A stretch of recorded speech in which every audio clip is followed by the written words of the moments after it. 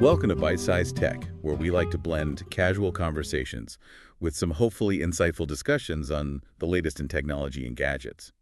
Ever feel like the tech world changes faster than you can even keep up with? All the time. Yeah. Absolutely. I feel like every time I finally figure out one thing, there's 10 more things that have come out that I have to go figure out. Exactly. And it's not just new gadgets and software either. Right. It's the whole landscape. The way we interact with technology is changing so rapidly. Yeah, and today we're taking a deep dive into a corner of that landscape that I think really emphasizes that feeling of constant change.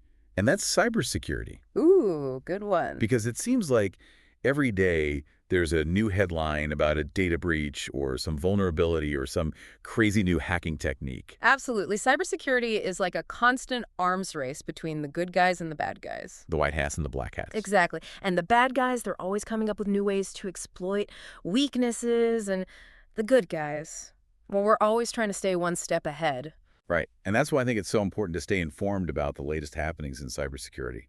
Because it's not just about protecting our devices, it's about protecting our information, our privacy, our digital lives, really. You got it. And that's what we're going to be diving into today. Some recent cybersecurity happenings that I think really highlight just how sneaky and diverse digital threats can be. Exactly. And these are examples that show that even seemingly simple things like our usernames, the apps we use for fitness, even AI can have these surprising security implications. It's true. You got to be careful out there.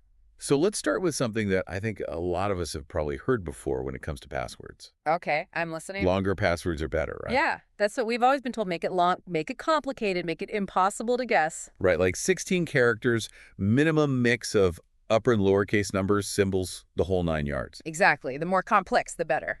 Well, a recent vulnerability that was discovered in a system called OCTA has kind of turned that idea on its head. Oh, really? Yeah, it turns out some usernames were actually too long.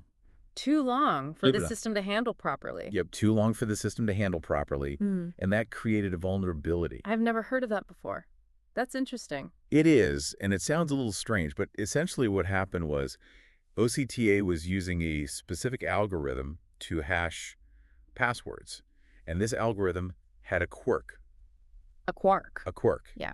Yeah, it essentially ignored anything beyond a certain character limit in a username. So if your username was super long, the system was basically like, nope, I'm only going to look at the first part. Exactly. And that meant that if someone had a super long username, any characters beyond that limit were basically invisible to the system. So you could have a password as strong as Fort Knox, but if your username was too long, it wouldn't even matter. That's the gist of it, yeah. Yeah. The system would essentially skip over the extra characters in the username and potentially allow unauthorized access. Wow, that's really sneaky. It is. It's a reminder that sometimes even the things that we think are making us more secure can actually have these unintended consequences. Absolutely.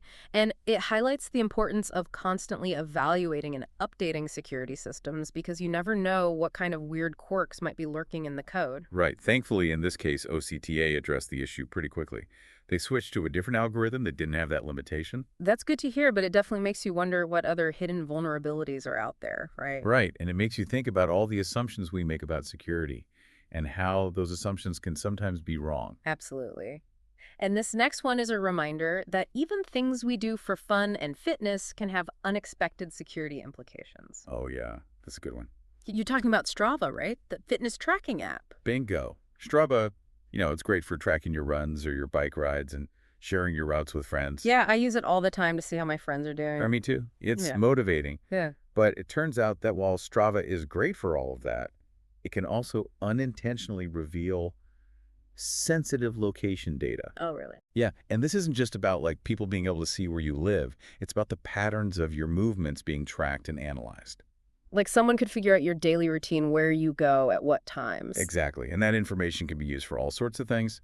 Some of them harmless, but some of them not so much. Right. It could be used for targeted advertising, which is annoying, but it could also be used for stalking, or even worse. There was actually a real-world example of this where a Russian military officer was tracked and assassinated after sharing his running routes on Strava. Oh, wow. I didn't hear about that. That's scary. It is. It's a stark reminder that we need to be mindful of our digital footprint and understand the potential consequences of sharing our location data. Absolutely. We really need to be aware of what data our apps are collecting and who they're sharing it with. And it's not just about privacy. it can actually impact our safety. It makes you think twice about hitting that share button, right? Okay, so we've got usernames that are too long and fitness apps that could expose our location. But what happens when we're talking about cybersecurity on a much larger scale, like a full-blown cyber espionage campaign? Oh, now we're getting to the big leagues. Right, and this is where things can get really interesting. We've been following this cyber thriller that's been unfolding for years between Sophos, a British cybersecurity firm, and some very persistent Chinese hacking groups. Oh, wow. This sounds like something straight out of a spy movie. It does, doesn't it? It all started back in 2018 with a breach at Sophos' facility in India. But this wasn't your average hack. What do you mean? These attackers were incredibly sophisticated, patient, and well-resourced. They were using advanced techniques to infiltrate Sophos' systems and stay hidden for extended periods. Like what kind of techniques? Well, one of the things they were doing was using a method called living off the land, which essentially means they were hijacking legitimate tools that were already present on Sophos' systems to carry out their attacks. So they were using the enemy's own weapons against them. Exactly. And that made them really hard to detect because they were blending in with the normal activity on the network. Ow, that's sneaky. And they were also deploying custom rootkits, which are these pieces of software that are designed to give them persistent access to a system, even if the system is rebooted. Oh, so even if you try to wipe your computer clean, they can still get back in. That's the idea. And get this, they even used a UEFI bootkit, which is a way to hijack a device's boot process and take control before the operating system even starts up. So they're basically taking control of your computer before you even have a chance to do anything. Exactly. Yeah. It's pretty wild, and it shows just how determined and skilled these attackers were. They were able to bypass all sorts of security measures, including ones that were designed to protect the very core of the system. So who were they targeting? Well, their targets weren't random. They were going after high-value organizations in the Indo-Pacific region, including telecommunications companies, nuclear energy providers, and even government security agencies. Oh, wow. So this wasn't just about stealing data or causing mischief. This was about gaining access to critical infrastructure and sensitive information. Exactly. It was a very targeted and strategic campaign. And it really highlights the growing threat of state-sponsored cyber attacks, which are becoming increasingly sophisticated and difficult to defend against. So how did Sophos fight back? Well, they took a rather unusual approach. Instead of simply trying to block the attacks, they decided to fight fire with fire. What does that mean? They deployed surveillance implants on compromised devices to observe the attackers' methods in real time. Wait, so they basically set up a spy operation within their own systems to watch the hackers? Pretty much. It was a risky move, but it paid off. By monitoring the attackers' activity, Sophos was able to gain valuable insights into their tactics and techniques and use that information to improve their defenses. That's amazing. It sounds like a constant cat-and-mouse game with both sides adapting and evolving their strategies. That's the reality of cybersecurity today. It's a constant arms race, and you can't afford to stand still. Speaking of adapting, let's talk about a technology that's often seen as both a potential threat and a potential solution in cybersecurity AI. Ah, yes, the double-edged sword of AI. Yeah. We hear so much about AI being used for malicious purposes.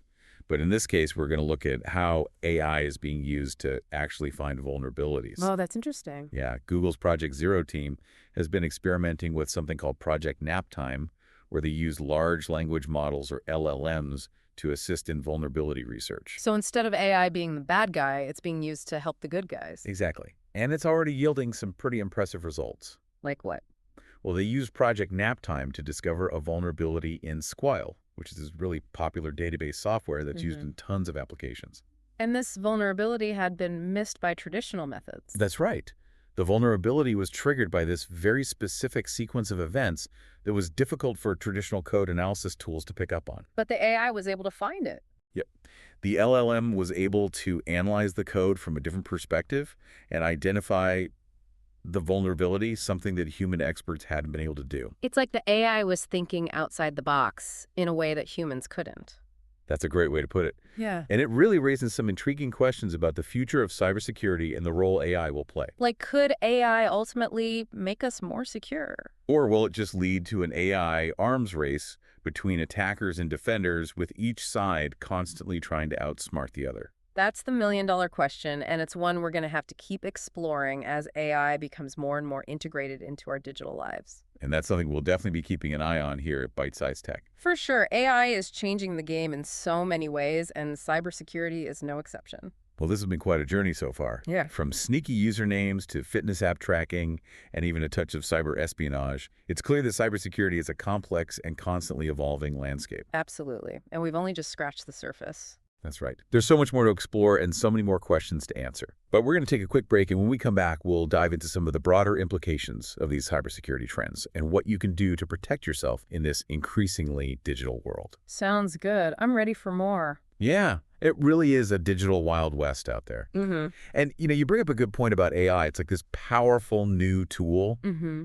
and it can be used for good or, well, not so good. Right. Like on the one hand, we've got AI helping us find hidden vulnerabilities, like in that Google Project nap time. Exactly. But on the other hand, like I can't help but think about what happens when the bad guys get their hands on that kind of power. Oh, yeah, that's a whole other can of worms. Right. You start thinking about AI-powered malware Ooh. that's not just programmed to attack, but can actually learn and adapt. Like in real time. Yeah, to our defenses in real time. That is straight out of a sci-fi movie. It is a little bit like malware that's analyzing your system, figuring out the weaknesses, and then customizing its attack to exploit those weaknesses. It's a scary thought, and that's what we're talking about. The cybersecurity landscape's becoming so much more complex. Right. It's not just about building walls anymore. Yeah. It's about predicting and outmaneuvering these incredibly intelligent threats. So what does all this mean for us, the everyday folks, just trying to, live our lives online?